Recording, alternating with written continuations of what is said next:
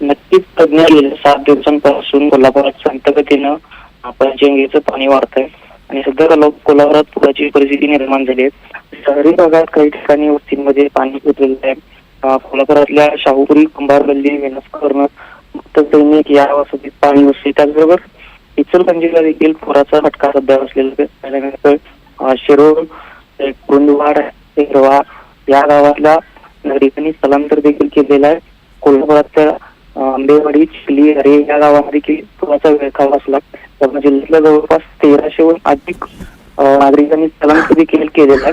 जवळपास 7,000 जनावरांचं स्थलांतर देखील सुरक्षित स्थळी हलवण्यात आलेलं. त्यामुळे प्रशासन सुद्धा अलर्ट मोडवर आलेलं आहे.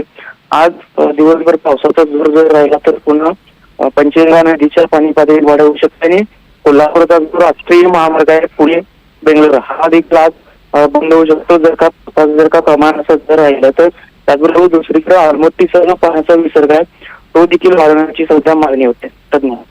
नक्कीच सुरताज, धन्यवाद या संपूर्ण माहितीसाठी विशाल.